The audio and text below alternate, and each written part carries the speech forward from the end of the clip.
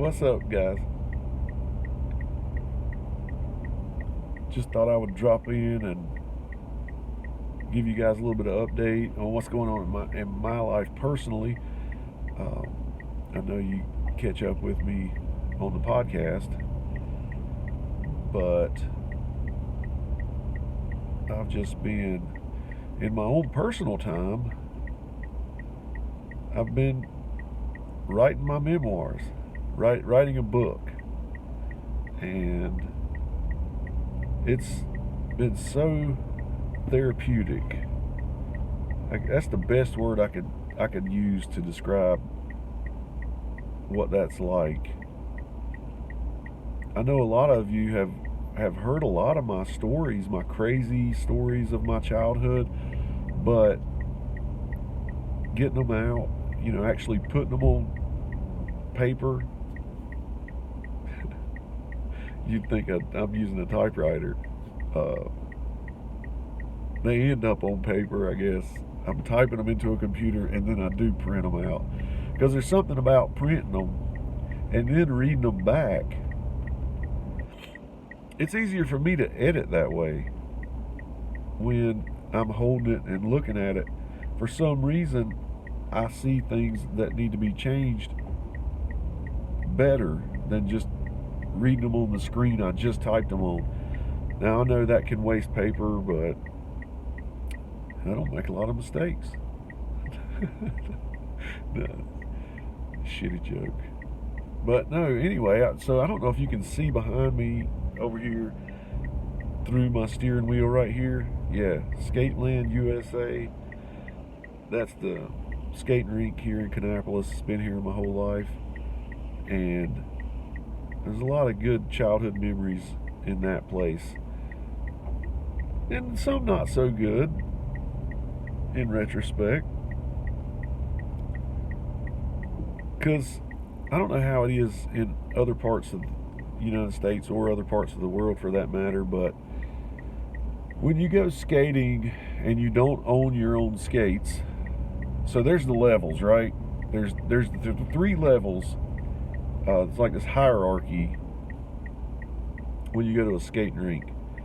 There are the kids who go in with the little case and they have their own speed skates in there, really cool skates, and then there are the kids who rent skates, and they rent speed skates from the skating rink, and those are the cool ones with the wide wheels, and they're usually, I know when I was a kid, they were black with white stripes and cool wheels. And then the bottom rung are the people who rent skates, and they rent the shitty, cheap brown skates with orange wheels, and everybody referred to them as brown bags when I was a kid. They look like brown paper bags on your feet. And I know 90% of the time when I went skating, I had brown bags on my feet.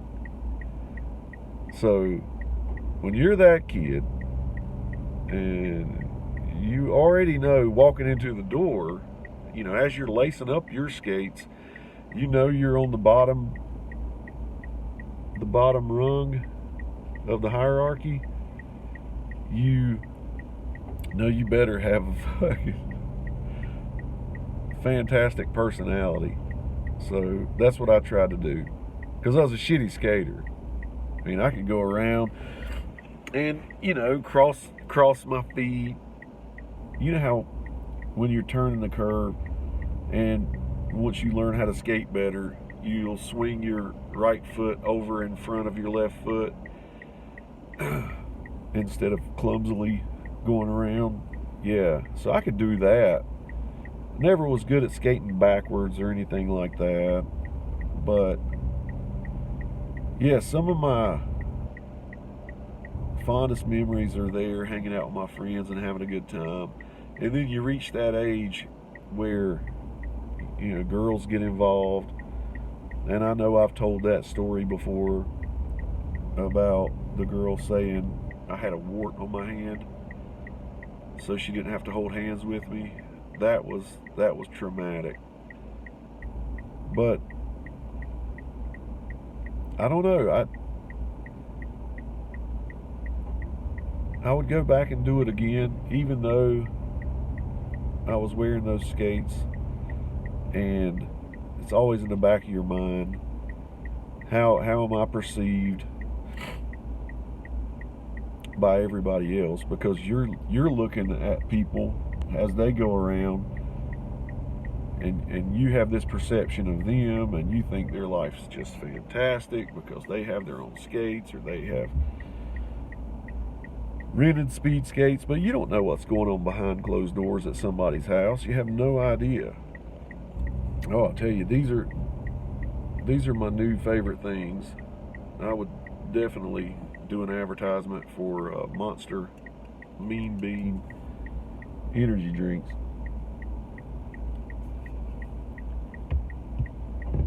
But speaking of, what's going on behind the closed doors at some kid's house, that's what I'm writing about right now. Sure enough, is my childhood. A lot of the stories that you've heard and a lot you haven't.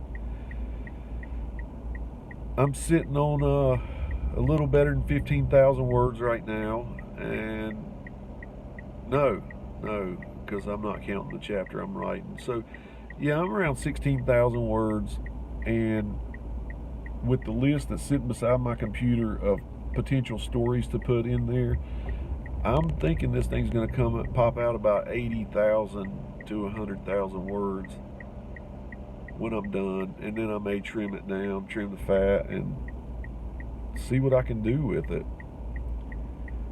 I've let a few people read some of what I have, and getting unbelievable feedback from my friends and loved ones. It's tough to, I want to say, knock those scabs off, but I don't think there's ever been a scab there. I don't think I've ever really recovered from some of the things that happened to me as a child, and that's one of the things I wanted to make this video about. Was everybody has their own stories and their own past,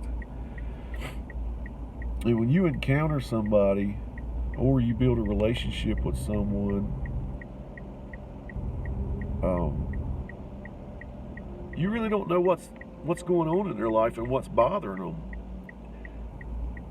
And you can look at a snapshot of somebody's life as a present tense thing and think, you've got it made, man. You know why? How can you be so fucked up in your head? But you don't know what's in their head. The things that's fucking them up in their head may not be present tense things. It may be things that they have not dealt with in their life, just like I haven't. Excuse me. And I know a lot of people talk about, well, maybe you need to go see someone and talk to a professional. And you know that's not a bad idea. But honestly, I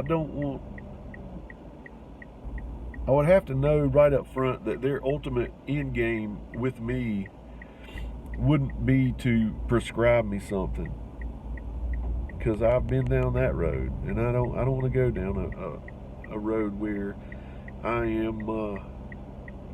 have to take a chemical to believe that I'm good or to feel right.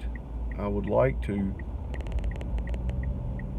talk to someone, but preferably it'd be someone who actually, gives a fuck about me and listens and gives feedback and helps you work through things. And a lot of times just Somebody listening helps. So that's why I can't wait to finish this book and get it out there, because the feedback I've gotten so far, I've told my friends, I'm like, I feel like a lifelong failure. I feel like I've always been the guy who people described as, he's got so much potential, and you add that together with my likability, and it's opened doors for me, and I could be in a way different position than I am right now, but I get in my own way. I don't finish things that I start. And so what happens is, now I sit here, I'll be 47 years old this month, and as I reflect on my life, and obviously I'm doing a lot of that because I'm typing so much and writing and stuff. It's just pouring out of me.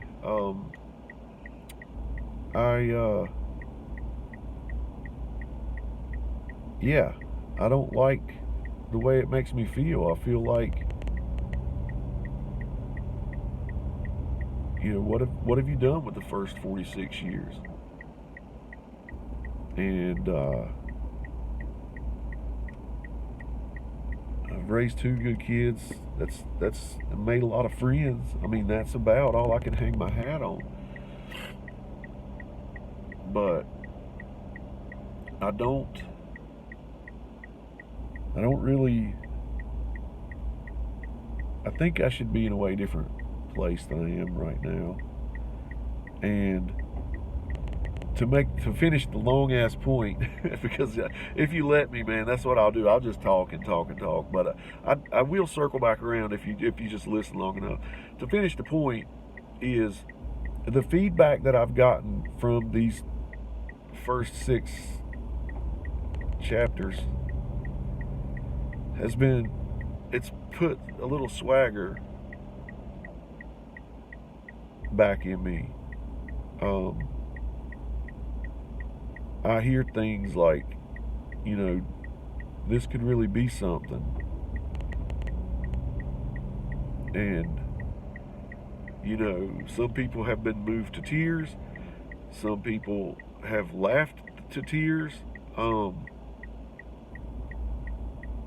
But ultimately they come back and tell me,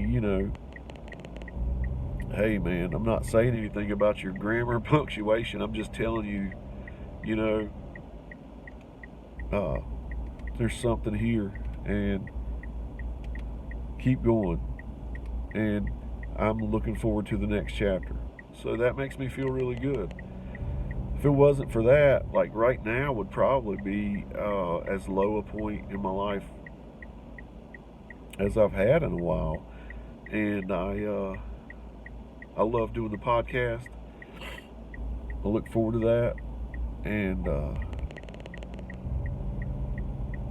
And I think this book is what keeps me motivated to go record every week. God damn, I'm so fucking fat. I have gained weight and I don't like it. Literally, I've lost weight in the last couple of weeks. I've lost 5 pounds. But every time I hook this up, and then just looking at the podcast videos, it's like, I don't know. How in the hell is somebody supposed to eat right, exercise,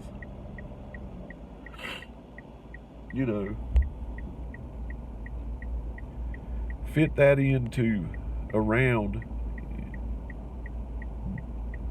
delivering pizza full time, where you're always on the go eating and trying to, stay focused, and then in the wee hours of the night writing a book too. It's tough.